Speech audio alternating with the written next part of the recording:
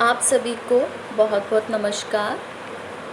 अभी मैं आप सभी के सामने हम सभी के प्रिय कवि लेखक आदरणीय जयप्रकाश कर्दम सर की कविता जिसका शीर्षक है गूंगा नहीं था मैं का काव्य पाठ करने जा रही हूँ। कविता कुछ इस प्रकार है। गूंगा नहीं था मैं, गूंगा नहीं था मैं कि बोल नहीं सकता था। गूंगा नहीं था मैं कि बोल नहीं सकता था।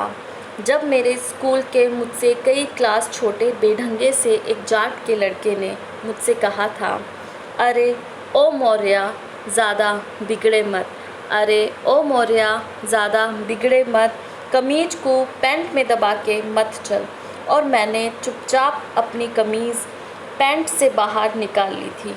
गूंगा नहीं था मैं, गूंगा नहीं था मैं, ना अक्षम अपाहिज या जड़ था कि प्रतिवाद नहीं कर सकता था उस लड़के के इस अपमानजनक व्यवहार का। लेकिन अगर मैं बोल जाता, जातीय अहम का सिंहासन डोल जाता, सवर्ण छात्रों में जंगल की आग की तरह यह बात फैल जाती।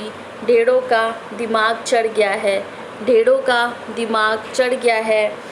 मिसलगढ़ी का एक चमार का लड़का काजीपुरा के एक जाट के छोरे से अड़ गया है।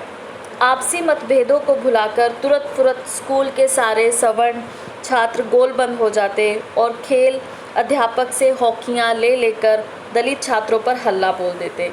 इस हल्ले में कई दलित छात्रों के हाथ पैर टूटते, कईयों के सिर फूट जाते और फिर स्कूल परिसर के अंदर झगड़ा करने के जुर्म में हम ही स्कूल से रेस्टिकेट कर दिए जाते। हालांकि यह कविता यहीं समाप्त हो जाती है, लेकिन इस कविता के अंदर जहाँ एक और दलित समाज का जातीय संघर्ष नज़र आता है, कहीं ना कहीं इसमें दलित का जो पीड़ा का स्वर है इस कविता में साफ तौर पर नज़र आता है। लेकिन यह कविता हम सबके लिए भी एक पाठ पढ़ाती है, हम सभी को भी, कि आपके जीवन में कैसी भी परिस्थितियां हो, आपको उन परिस्थितियों का डटकर सामना करना है और अपने गंतव्य की तरफ, आपके लक्ष्य की तरफ आपको ध्यान केंद्रित करना है।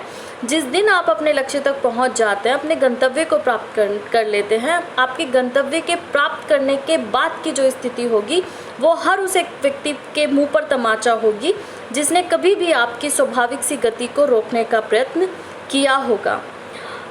इस संभावनाओं से भरी इस कविता के लिए मैं आदरणीय जयप्रकाश कर्दम सर की कृतज्ञ हूँ। इसी के साथ मेरी ओर से धन्यवाद। नमस्कार।